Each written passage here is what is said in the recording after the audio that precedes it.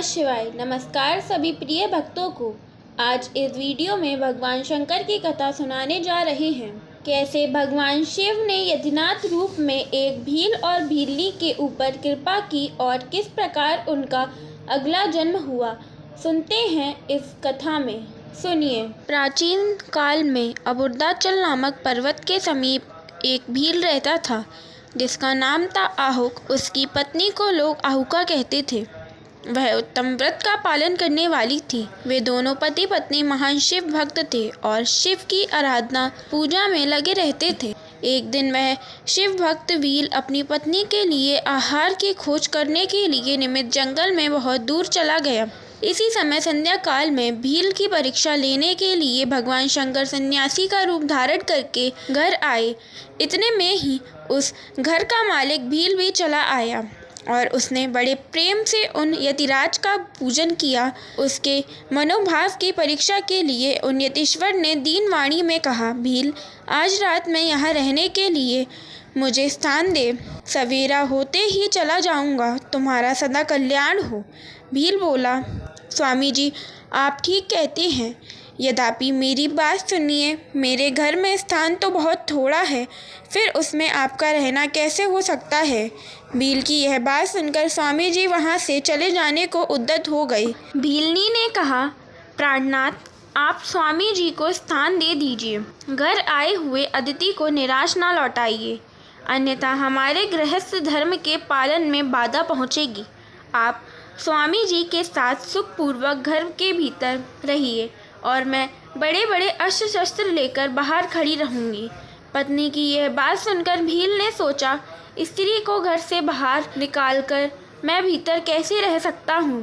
सन्यासी जी का अन्यत्र जाना भी मेरे लिए अधर्म कारक ही होगा।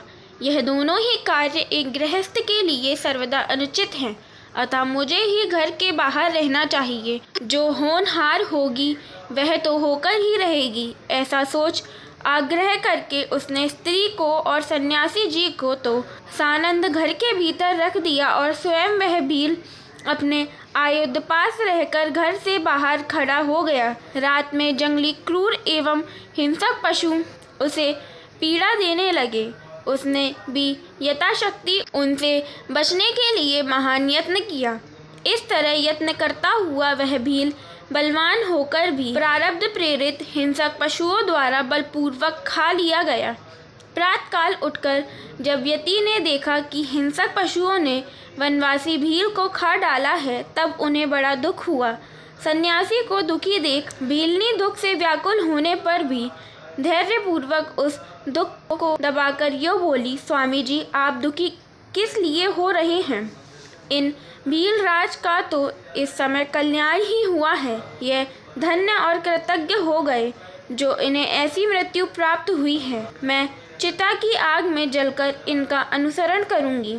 आप प्रसन्नता पूर्वक मेरे लिए एक चिता तैयार करा दें, क्योंकि स्वामी का अनुसरण करना स्त्रियों के लिए सनातन धर्म है। उसकी बात सुनकर सन्यासी जी ने स्वयं चिता तैयार की और भीलनी ने अपने धर्म के अनुसार उसमें प्रवेश किया। इसी समय भगवान शंकर अपने साक्षात स्वरूप में उसके सामने प्रकट हो गए और उसकी प्रशंसा करते हुए बोले, तुम धन्य हो, धन्य हो, मैं तुम पर प्रसन्न हूँ।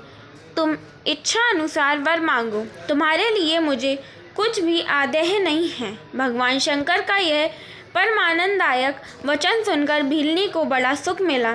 वह ऐसे विभोर हो गई कि उसे किसी भी बात की सुध न रही। उसकी उस अवस्था को लक्ष्य करके भगवान शंकर और भी प्रसन्न हुए और उसके ना मांगने पर भी उसे वर देते हुए बोले, मेरा जो यति रूप है यह भावी जन्म में हंस रूप से प्रकट होगा और प्रसन्नतापूर्वक तुम दोनों का परस्पर संयोग कराएगा। यह भील निश देश की उत्तम राजधानी में राजा वीर सेना का श्रेष्ठ पुत्र होगा।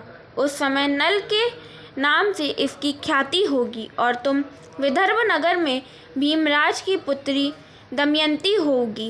तुम दोनों मिलकर राजभोग भोगने के पश्चात वह मोक्ष को प्राप्त करोगे जो बड़े बड़े योगेश्वरों के लिए भी दुर्लभ है। ऐसा कहकर भगवान शिव उस समय लिंग रूप में स्थित हो गए।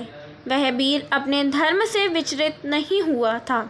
अतः उसी के नाम पर उस लिंग को अचलेश संज्ञा दी गई। दूसरे जन्म में वह आहुक नामक भील नेषद नगर में वीरसेन का पुत्र हो महाराज नल के नाम से विख्यात हुआ और आहुका नाम की भीलनी विदर्भ नगर में राजा भीम की पुत्री दमयंती हुई। वे यतिनाथ शिव वहाँ हंस रूप में प्रकट हुए। उन्होंने दमयंती का नल के साथ विवाह कराया। पूर्व जन्म के सात्कार जनित पुण्य से प्रसन्न हो भगवान शिव ने हंस का रूप धारण कर उन दोनों को सुख दिया। हंसावतारधारी शिव भांति भांति की बातें करने और संदेश पहुंचाने में कुशल थे। वे नल और दमयंती दोनों के लिए परम आनंददायक हुए। भगवान शंकर की कृपा से भील और भीलनी अगले जन्म में राजभोग भोगकर अंत में मोक्ष को प्राप्त हुए। इस कथा को जो पढ़ता या सुनता है उस पर भगवान शिव की कृपा प्राप्त होती है। बोलिए पार्वती पत हर हर महादेव की जय, उमापति महादेव की जय।